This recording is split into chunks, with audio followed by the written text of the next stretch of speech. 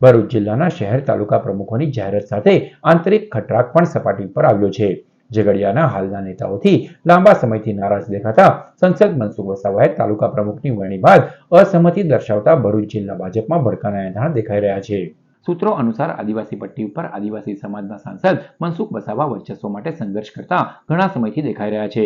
ગત વિધાનસભા ચૂંટણીમાં પોતાની પસંદગીના ઉમેદવારોને ટિકિટ ન મળવા બાબતે જે તે સમયે અસંતોષ વ્યક્ત કરનાર મનસુખભાઈ ઝઘડિયા વાલિયાના રાજકારણમાં ભાજપમાં કદાવર વર્ચસ્વ ધરાવતા નેતાઓ સામે વજન ઓછું પડતું હોવાની લાગણી અનુભવતા હોવાની સ્થિતિ પણ ઘણા ચોરે અને ચૌટે ચર્ચાતી જોવા મળી રહી છે.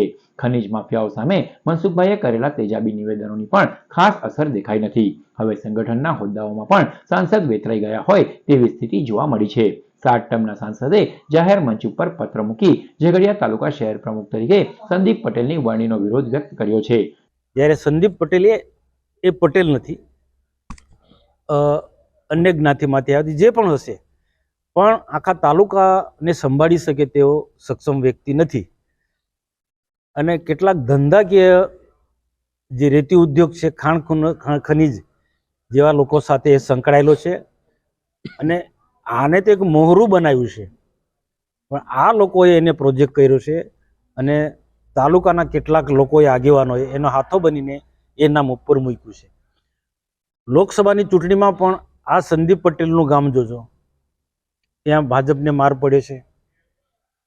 મારા 2 થી 3 કાર્યક્રમો વિસ્તારમાં થયા છે, સરકારી કાર્યક્રમો, ત્યાં પણ એમની ઉપસ્થિતિ નહોતી. એમના ગામમાં મારો કાર્યક્રમ હતો સંસદ સભ્ય તરીકે મારો પ્રવાસનો, તો મારા કાર્યક્રમ નિષ્ફળ બનાવવા માટે બધી જ પ્રકારના આ સંદીપ પટેલે પ્રયત્નો કર્યા. તો એની માનસિકતા જ ભાજપ સાથે નથી, વિચારધારા ભાજપની છે જ નથી. તો આવનારા દિવસો ઝઘડિયા જેવા તાલુકાની અંદર બધા જ લોકોને સાથે લઈને ચાલે, બધા જ વર્ગના લોકોને સાથે લઈને ચાલે. ભારતીય જનતા પાર્ટીની વિચારધારા, રાષ્ટ્રવાદની વિચારધારા વાળો માણસ જ ત્યાં પ્રમુખ તરીકે ચાલે. આવા ધંધાકીય રીતના સંકળાયેલો વ્યક્તિ ત્યાં પ્રમુખ નહીં ચાલે. એટલે એની સામે મેં નારાજગી વ્યક્ત કરી છે. સાંસદે ત્યાં સુધી કહી નાખ્યું કે સંદીપ લોકસભા ચૂંટણીમાં તેમની વિરુદ્ધ કામગીરી કરી હોવા છતાં સંદીપની તાલુકા પ્રમુખ તરીકે પસંદગીનો તેમને વિરોધ વ્યક્ત કર્યો છે. હવે પ્રશ્ન એ ઊભો થાય છે કે ભરૂચ જિલ્લા ભાજપ બાદ સંગઠનમાં શું ફાટા પડ્યા છે? સાંસદ જે પ્રકારે જાહેર મંચ પરથી કહી રહ્યા છે ત્યારે તે મુજબ ગત ચૂંટણીમાં મનસુખ વસાવાને હરાવવા મેદાને પડેલા નેતાને સંગઠનના મજબૂત હોદ્દો આપવામાં આવતા મનસુખ વસાવાનું કદ વેતરવામાં આવી રહ્યું છે.